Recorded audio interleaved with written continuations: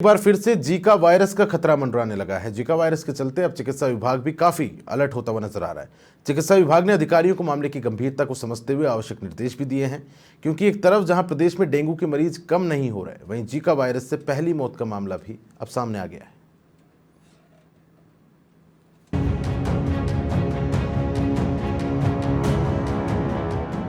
Zika virus के मंडराते हुए खतरे के बीच अब स्वास्थ्य विभाग की नींद भी उड़ने लगी है।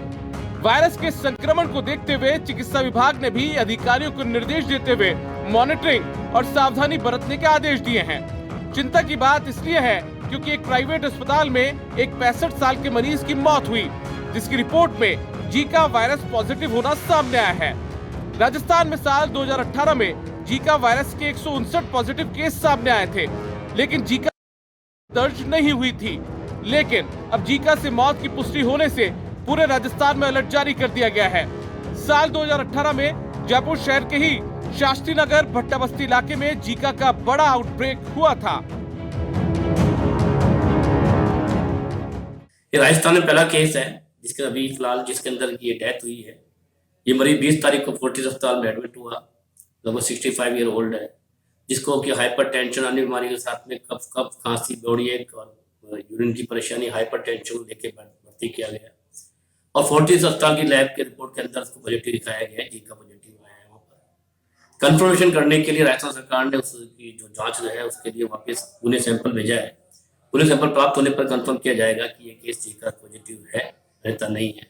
फिलहाल हमने उसके जो क्षेत्र है उस क्षेत्र के अंदर सारा सर्वे कार्य शुरू कर दिया है। लगभग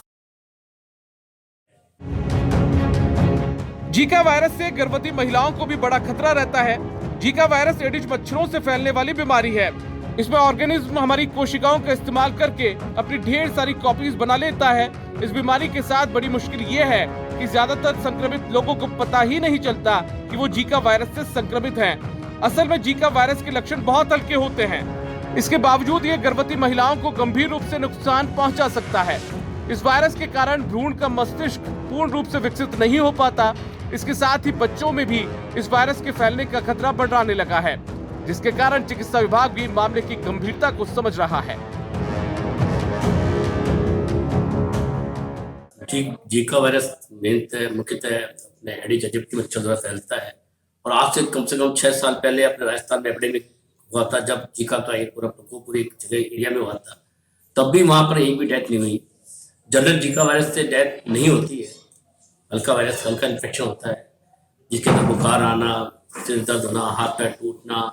उसके बाद यदि कॉम्प्लिकेटेड होता है तो गर्भवती माता है तो उससे बच्चे के अंदर जाना, बच्चे के अंदर विकृतियाँ पैदा होना, जो मनुष्य उसके अंदर न्यूरोलॉजिकल प्रॉब्लम उत्पन्न होना, आदमी के अंदर गुलेनबेरी सिंड्रोम जैसी व्यवस्था होती है। डॉक्टर्स की माने तो इस वायरस के लक्षण सामान्य रूप से होते हैं, जिनमें सिर दर्द होना, बुखार आना और हाथ पैरों में दर्द होना प्रमुख है। इसके साथ ही गर्भवती महिला के बच्चे तक इस वायरस का खतरा पहुंचने की संभावना ज्यादा रहती है। वायरस के बढ़ते प्रकोप को देखते हुए सभी जिलों के मुख्य चिकित्सा अधिकारियों को अलर्ट रहने के निर्देश दिए गए हैं।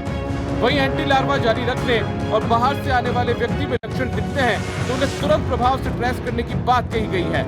फिलहाल अलग अलग वायरस लगातार परेशानी बढ़ा रहे हैं, लेकिन जरूरत है कि हम सावधानी बरतें, क्योंकि वायरस हमारे शरीर को नुकसान पहुंचा सकता है। सतवीर राठौड़, समाचार प्लस, जयपुर।